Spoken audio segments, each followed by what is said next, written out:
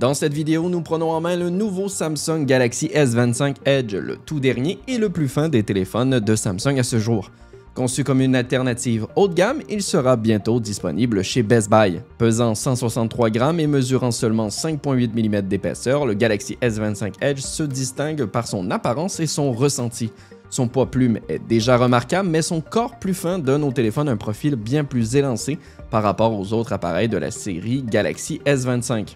Il utilise les mêmes barres en titane que le Galaxy S25 Ultra, le même écran AMOLED de 6,78 pouces que le S25 Plus et il est protégé par du Gorilla Glass sur les deux faces. Pour donner une idée de son épaisseur, elle équivaut à celle de 3 petites pièces de monnaie empilées. La bosse de l'appareil photo à l'arrière ajoute un peu d'épaisseur, mais il n'existe actuellement aucun téléphone en Amérique du Nord aussi fin que celui-ci.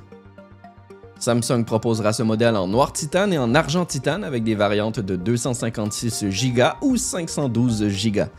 Les autres spécifications restent identiques, notamment le processeur Qualcomm Snapdragon 8 Elite et les 12 Go de RAM. Ces similarités semblent voulues car le S25 Edge utilise essentiellement les mêmes fonctionnalités Galaxy que les autres modèles de la série S25. Fonctionnant sous Android 15 et avec l'interface One UI 7 de Samsung, les performances devraient être comparables. D'après certaines démonstrations d'IA générative que j'ai vues, ce téléphone est capable d'accomplir les mêmes tâches dans le même laps de temps, y compris la transformation de portraits en croquis, peinture ou bande dessinée par exemple. Pour obtenir cette finesse, Samsung a dû faire des compromis, notamment en supprimant le téléobjectif de l'appareil photo et en réduisant la batterie. Le téléphone conserve cependant le capteur d'image de 200 mégapixels du S25 Ultra ainsi que l'ultra grand angle de 12 mégapixels du S25 Plus.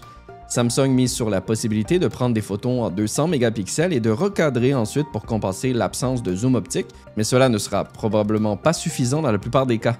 Vous pouvez également prendre des photos en 50 ou 12 mégapixels pour retrouver la même polyvalence que le modèle Ultra. Quant à la batterie, sa capacité de 3900 mAh est assez limitée pour un téléphone de cette taille. On verra comment il tient au quotidien, surtout que les S25 Plus et S25 Ultra sont nettement mieux lotis de ce côté-là. Samsung affirme que des optimisations permettront d'améliorer l'autonomie, mais cela reste à vérifier. Vous pouvez dès à présent précommander le téléphone chez Best Buy et le recevoir à partir du 30 mai.